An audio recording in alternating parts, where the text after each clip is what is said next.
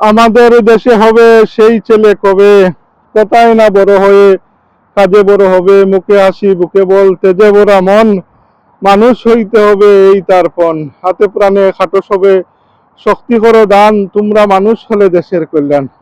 সালামু আলাইকুম সম্মানিত ভিউয়ার্স, দেশ বিদেশ যে যেখান থেকে আমার ভিডিও দেখরা সকলকে সালাম শুভেচ্ছা মোবারকবাদ জানাই। আশা করি আছেন বালা।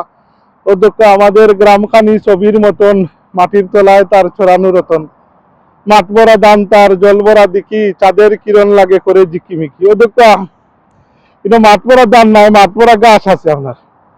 তো আমার সিনিয়র কারি সাহেব কারি জামালউদ্দিন মাহমুদ দুরুস সাহেব সহ অনেকে গরুর গাছের লাগি অনেকটা কষ্ট মাঝে আসেন যে গাছ হইতে কয়। ওর দোকা কত বড় ফতিত আপনার, আর ওর দোকা সাতকাউর ফার দেখা যায় আপনার, ও গাড়ি উড়ি দেখানি আপনার। ওর দোকা ইনো মানে মোটরওয়ে কি আপনার এ তাটিন, আর ওর দোকা আপনার গাছ সকল দেখানি আপনার।